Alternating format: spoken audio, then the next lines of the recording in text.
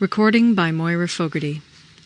The Art of War by Sun Tzu, translated by Lionel Giles. Part 5. Energy. Sun Tzu said, "The control of a large force is the same principle as the control of a few men. It is merely a question of dividing up their numbers." Fighting with a large army under your command is nowise different from fighting with a small one. It is merely a question of instituting signs and signals.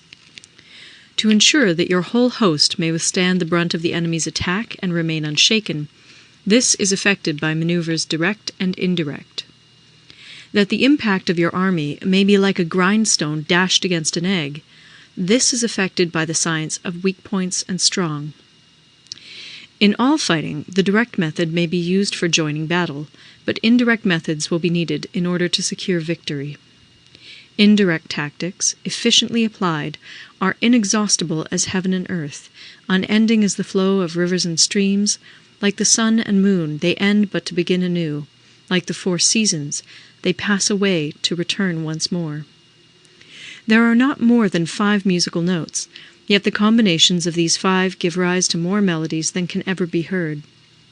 There are not more than 5 primary colors, blue, yellow, red, white, and black, yet in combination they produce more hues than can ever be seen. There are not more than 5 cardinal tastes, sour, acrid, salt, sweet, bitter, yet combinations of them yield more flavors than can ever be tasted. In battle there are not more than 2 methods of attack, the direct and the indirect, yet these 2 in combination give rise to an endless series of maneuvers. The direct and the indirect lead on to each other in turn. It is like moving in a circle. You never come to an end. Who can exhaust the possibilities of their combination? The onset of troops is like the rush of a torrent which will even roll stones along in its course. The quality of decision is like the well-timed swoop of a falcon, which enables it to strike and destroy its victim. Therefore, the good fighter will be terrible in his onset and prompt in his decision. Energy may be likened to the bending of a crossbow, decision to the releasing of a trigger. Amid the turmoil and tumult of battle, there may be seeming disorder, and yet no real disorder at all. Amid confusion and chaos, your array may be without head or tail, yet it will be proof against defeat. Simulated disorder postulates perfect discipline. Simulated fear postulates courage. Simulated weakness postulates strength. Hiding order beneath the cloak of disorder is simply a question of subdivision. Concealing courage under their show of timidity presupposes a fund of latent energy. Masking strength with weakness is to be effected by tactical dispositions. Thus, one who is skillful at keeping the enemy on the move maintains deceitful appearances, according to which the enemy will act.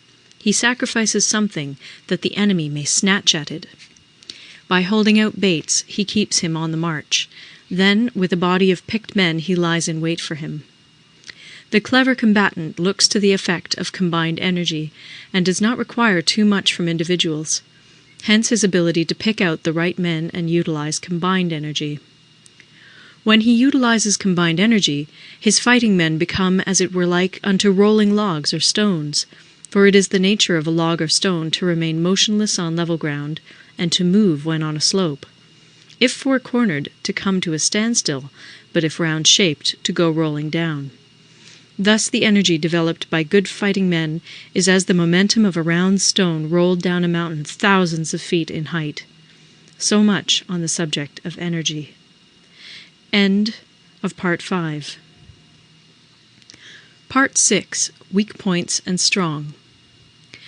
Sun Tzu said, "Whoever is first in the field and awaits the coming of the enemy will be fresh for the fight. Whoever is second in the field and has to hasten to battle will arrive exhausted." Therefore, the clever combatant imposes his will on the enemy, but does not allow the enemy's will to be imposed on him. By holding out advantages to him, he can cause the enemy to approach of his own accord, or, by inflicting damage, he can make it impossible for the enemy to draw near. If the enemy is taking his ease, he can harass him. If well supplied with food, he can starve him out. If quietly encamped, he can force him to move. Appear at points which the enemy must hasten to defend. March swiftly to places where you are not expected. An army may march great distances without distress if it marches through country where the enemy is not. You can be sure of succeeding in your attacks if you only attack places which are undefended. You can ensure the safety of your defense if you only hold positions that cannot be attacked. Hence, that general is skillful in attack whose opponent does not know what to defend, and he is skillful in defense whose opponent does not know what to attack. O divine art of subtlety and secrecy! Through you we learn to be invisible, through you inaudible, and hence we can hold the enemy's fate in our hands. You may advance and be absolutely irresistible if you make for the enemy's weak points. You may retire and be safe from pursuit if your movements are more rapid than those of the enemy. If we wish to fight, the enemy can be forced to an engagement even though he be sheltered behind a high rampart and a deep ditch. All we need do is attack some other place that he will be obliged to relieve. If we do not wish to fight, we can prevent the enemy from engaging us even though the lines of our encampment be merely traced out on the ground.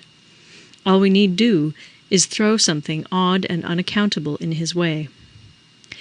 By discovering the enemy's dispositions and remaining invisible ourselves, we can keep our forces concentrated while the enemy's must be divided. We can form a single united body while the enemy must split up into fractions. Hence, there will be a whole pitted against separate parts of a whole, which means that we shall be many to the enemy's few. And if we are able thus to attack an inferior force with a superior one, our opponents will be in dire straits. The spot where we intend to fight must not be made known, for then the enemy will have to prepare against a possible attack at several different points. And his forces being thus distributed in many directions, the numbers we shall have to face at any given point will be proportionately few. For should the enemy strengthen his van, he will weaken his rear. Should he strengthen his rear, he will weaken his van. Should he strengthen his left, he will weaken his right. Should he strengthen his right, he will weaken his left. If he sends reinforcements everywhere, he will everywhere be weak. Numerical weakness comes from having to prepare against possible attacks. Numerical strength from compelling our adversary to make these preparations against us. Knowing the place and the time of the coming battle, we may concentrate from the greatest distances in order to fight. But if neither time nor place be known, then the left wing will be impotent to succour the right equally impotent to succour the left, the van unable to relieve the rear, or the rear to support the van. How much more so if the furthest proportions of the army are anything under 100 li apart, and even the nearest are separated by several li. Though according to my estimate the soldiers of Yue exceed our own in number, that shall advantage them nothing in the matter of victory. I say then that victory can be achieved. Though the enemy be stronger in numbers, we may prevent him from fighting. Scheme so as to discover his plans and the likelihood of their success. Rouse him and learn the principle of his activity or inactivity. Force him to reveal himself so as to find out his vulnerable spots. Carefully compare the opposing army with your own, so that you may know where strength is superabundant and where it is deficient. In making tactical dispositions, the highest pitch you can attain is to conceal them. Conceal your dispositions, and you will be safe from the prying of the subtlest spies, from the machinations of the wisest brains. How victory may be produced for them out of the enemy's own tactics, that is what the multitude cannot comprehend. All men can see the tactics whereby I conquer, but what none can see is the strategy out of which victory is evolved. Do not repeat the tactics which have gained you one victory, but let your methods be regulated by the infinite variety of circumstances. Military tactics are like unto water, for water in its natural course runs away from high places and hastens downwards. So in war, the way is to avoid what is strong and to strike at what is weak. Water shapes its course according to the nature of the ground over which it flows. The soldier works out his victory in relation to the foe whom he is facing. Therefore, just as water retains no constant shape, in warfare there are no constant conditions. He who can modify his tactics in relation to his opponent and thereby succeed in winning may be called a heaven-born captain. The 5 elements, water, fire, wood, metal, earth, are not always equally predominant. The 4 seasons make way for each other in turn. There are short days and long. The moon has its periods of waning and waxing. End of Part 6.